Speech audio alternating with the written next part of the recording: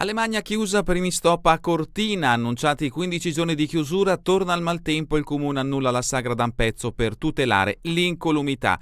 Con questa notizia apriamo l'edizione di oggi di Edicola Belluno, l'edizione di venerdì 4 luglio 2025. Addentriamoci immediatamente sui titoli presenti sulle prime pagine. Incominciamo con la prima pagina del Corriere delle Alpi. Ecco come si apre l'edizione di oggi, appunto 2 settimane di chiusura.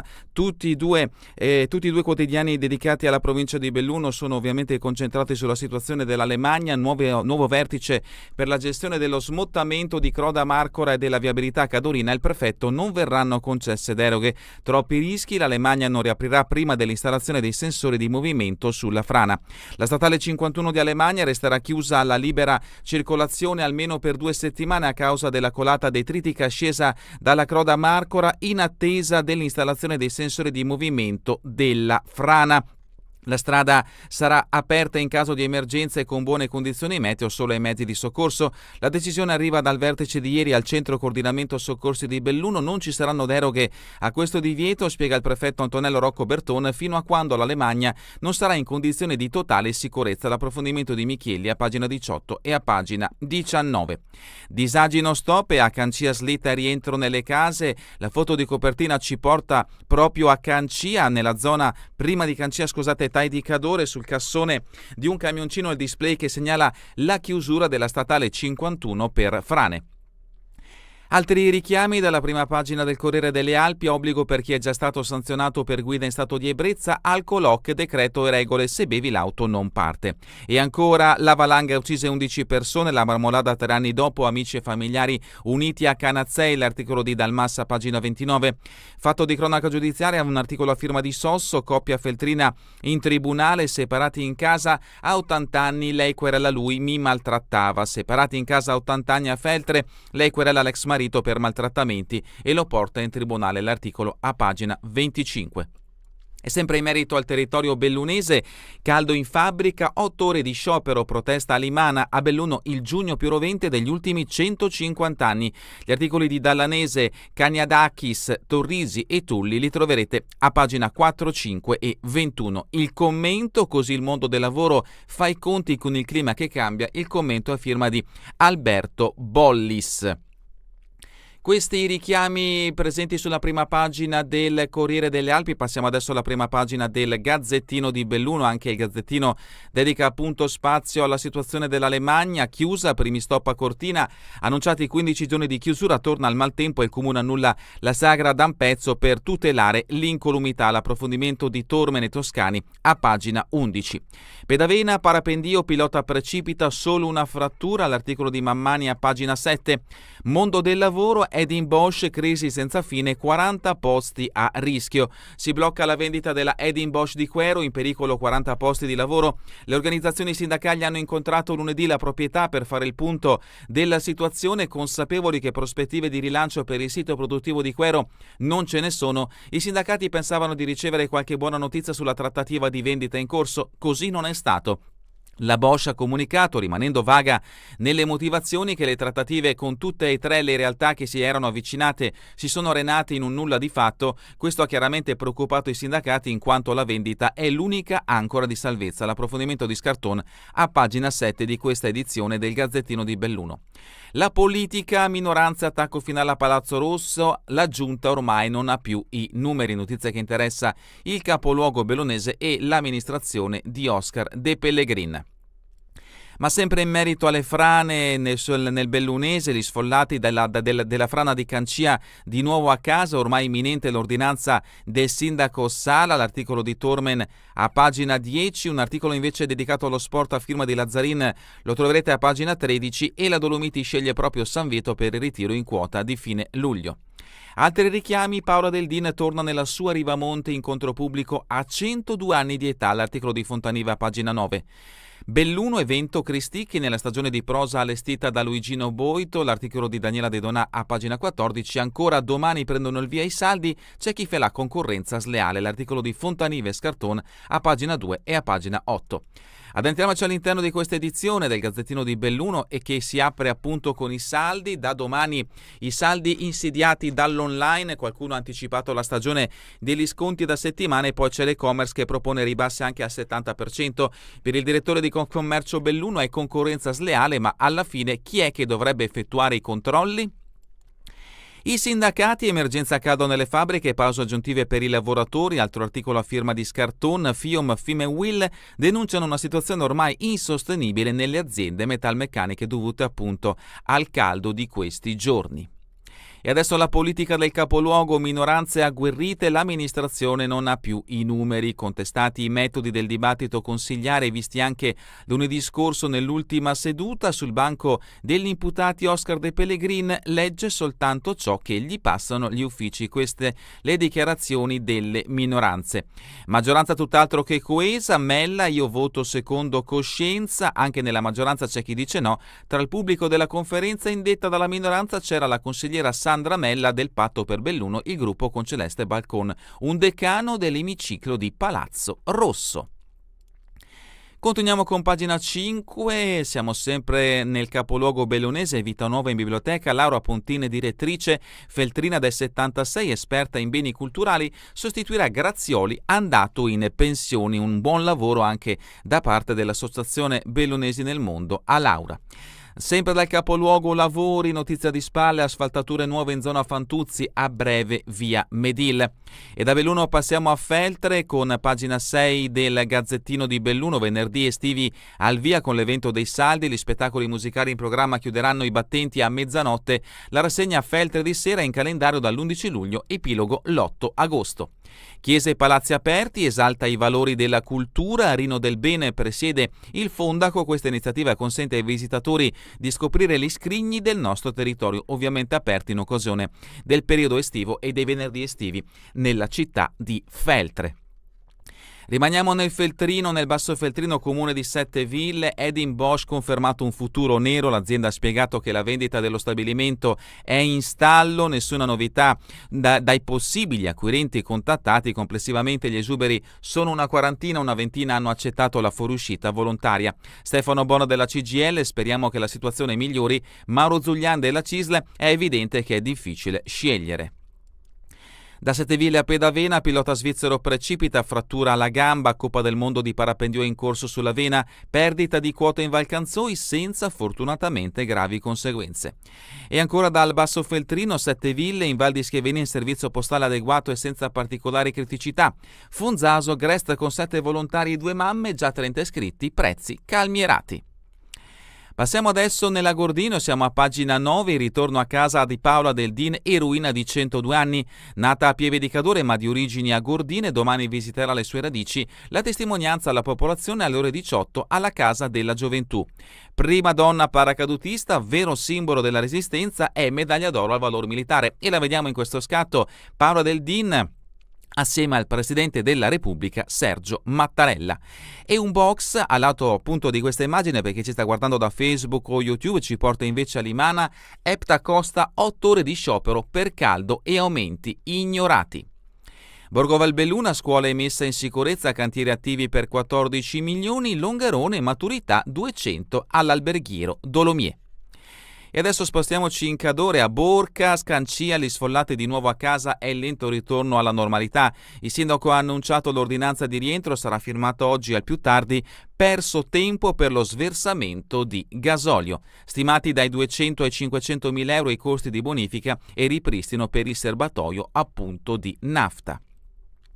Alleghe, detoni e cacciatori uniti nella manutenzione dei sentieri. L'articolo in questo caso è a firma di Claudio Fontanive. Adesso invece spostiamoci a Cortina d'Ampezzo, annullata la sagra d'Ampezzo, anche le previsioni meteo oltre all'Alemagna interrotta alle origini dell'ordinanza diffusa ieri dall'amministrazione. Il sindaco Lorenzi, tutelare l'incolumità di tutti, De Zanna si contraddicono, situazione drammatica, pendolari ignorati. Comelico, luce e gas, risposta europea a Frescura e Megna Corbanese. Il commissario europeo per l'energia Dan Jørgensen risponde all'appello di Giovani e Futuro sull'aumento delle bollette di luce e gas. Il presidente nazionale di GF Luca Frescura e il vice Thomas Megna Corbanese, nelle vesti di membri della rete European Union Local Councillors, avevano scritto lo scorso marzo al commissario europeo per l'energia per manifestare le proprie preoccupazioni riguardanti i rincari delle bollette di luce e gas. L'iniziativa promossa da Frescura e Megna Corbanese è stata sottoscritta. Non capita tutti i giorni di ricevere una risposta da un commissario europeo, commentano i numeri 1 dell'associazione. Se a questo si aggiungono i buoni propositi contenuti che ci fanno ben sperare in un risultato concreto della nostra azione, la soddisfazione è doppia.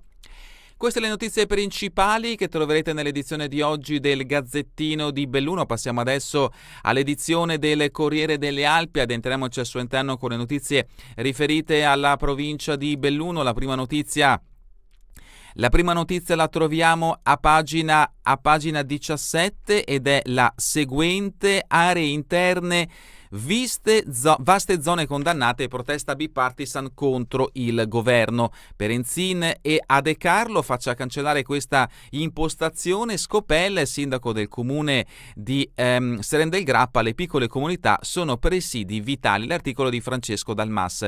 Solo cure palliative per i terreni con uno spopolamento considerato ormai irreversibile. C'è sconcerto in provincia di Belluno, dove operano ben 4 aree interne. Nella nuova strategia nazionale per le aree interne SNAI 2021-2027, recentemente approvata dal governo, si afferma infatti che per vaste zone del paese il declino sia ormai irreversibile e che non abbia più senso investirci, ma solo accompagnare la decadenza.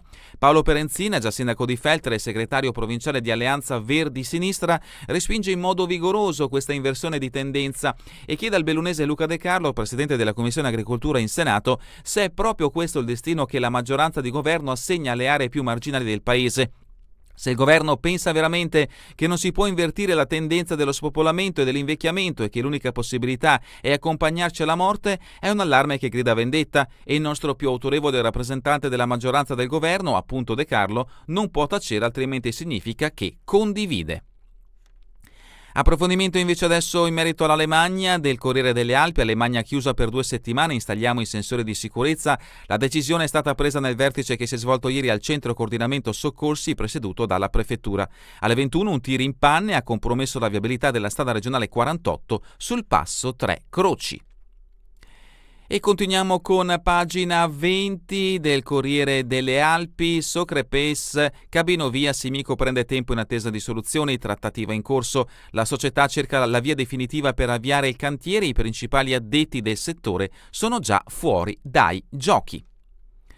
Notizia dedicata al mondo del lavoro trovata anche nell'edizione del Gazzettino di Belluno. I sindacati, non c'è attenzione per i lavoratori, all'Epta Costan scatta lo sciopero di 8 ore. Tra i motivi della protesta il mancato aumento salariale dell'1,3% e le tardive soluzioni ai 39 gradi dello stabilimento. Il posto più caldo registrato in provincia di Belluno è sempre Feltre con 34,3 gradi. Continuiamo con un fatto di cronaca giudiziaria. Il caso coltellata dopo la disco, il giudice non decide nell'udienza di reclamo. Una coltellata fin troppo lunga, le lesioni aggravate dall'uso dell'arma bianca su una donna e il pestaggio del suo compagno in via del Boscone sono del settembre dell'anno scorso, ma le indagini non sono ancora terminate, anzi il fascicolo era già stato inspiegabilmente archiviato, salvo poi tornare sul tavolo del giudice per le indagini preliminari Enrica Marson, dopo il reclamo presentato dall'avvocato delle 2 parti offese Giuseppe Triolo. L'opposizione all'archiviazione, chiesta dal sostituto procuratore Roberta Gallego, si era persa da qualche parte, ma evidentemente in pochi lo sapevano. Continuiamo con pagina 25, altro fatto di cronaca giudiziaria che ci porta a Feltre. Il pedone morì un mese dopo, non l'ho visto. Un automobilista in tribunale per il decesso di Dario Palminteri. I consulenti sono d'accordo solo sulla velocità ridotta. Toccata dal nonno, il PM vuole il processo, altro fatto di cronaca, avviso di fine indagini per l'anziano indagato per violenza sessuale su minore. Il magistrato non ha chiesto l'archiviazione, notizia che ci porta in questo caso a Borgo Valbelluna. Rimaniamo a Valbelluna, il Veses porta in regione la trilogia dedicata al territorio della Vallata e vediamo appunto in questo scatto gli autori e i membri dell'associazione che appunto si sono incontrati in regione con la consigliera Silvia Cestaro. Passiamo a pagina 28, notizia che ci porta a Longarone. Le ex alunne fanno rivivere le medie prima del Vajont. Le longaronesi nate tra il 1950 e il 51 furono le prime iscritte alla nuova scuola in paese. Documenti e fotografie sono stati consegnati alla Proloco per il museo Attimi di Storia. Il disastro avvenne solo pochi giorni dopo l'inizio del secondo anno, era il 9 ottobre del 1963. Vediamo in questo scatto un'immagine d'epoca delle medie di Longarone. Già a novembre riprese l'attività nel plesso di Castellavazzo. Al Pago, Eliwell rinnovate l'RSU con la FIOM, ora c'è la FIM. Soverzene parte il bando a sostegno della pratica sportiva e ancora da Longarone il comune si mobilita per riparare la teleferica che è stata danneggiata da un fulmine pochi giorni fa. Il fatto è avvenuto al rifugio Pian de Fontana. Marmolada 3 anni dopo la valanga, familiari e amici tornano per ricordare, celebrata una funzione di suffragio ieri sera a Canazzei, domani Don Franco Torresani dirà messa a Punta Pegna. Cortina, le parole dell'assessore regionale Caner, prenotazioni anche per lo sci, l'assessore regionale plaude al modello delle 3 cime e lo valuta per l'inverno. Cortina al tavolo sulla gestione dei flussi. Sia le navette da Calalzano, la cabinovia da Misurina, l'ambientalismo chiede di rivedere i trasporti per residenti e ospiti. Altra notizia che vi aspetta in questa pagina del Corriere delle Alpi. Passiamo invece adesso alla rubrica Giorno e Notte. Cristicchi, Branciaroli e la Capotondi, sipario anticipato sulla stagione teatrale, anche un progetto olimpico nel calendario dell'associazione, al via il 19 ottobre con Trieste 1954 e un aneddoto bellunese. Poi Dolomiti, Scie di Gloria, Branduardi e Aldo Cazzullo, tutti gli eventi organizzati dal Circolo Cultura e Stampa Bellunese. Per maggiori informazioni visitate direttamente il sito di questa storica associazione culturale della provincia di Belluno. Noi invece terminiamo con lo sport, siamo a pagina 35. Pallavolo Serie 3, Belluno è la soluzione per me, Corrado conferma la sua scelta, lo schiacciatore è soddisfatto, qui si lavora per migliorarsi, è una grande piazza. Con il suo arrivo quasi completo il roster dei rinoceronti, manca solo il libero. E ancora dalla pallavolo Serie 3 il mercato, dalla sabbia al Taraflex, Gabriel Marini da Costa abbraccia il team bianco-blu. E con questa notizia è davvero tutto per l'edizione di oggi di Edicola Belluno. Vi ricordo che torneremo in replica questa sera via streaming alle 20, domani mattina all'1, ora locale italiana. A voi tutti un buon proseguimento di giornata in compagnia come sempre di Radio ABM, la web radio dell'Associazione Bellunesi nel Mondo.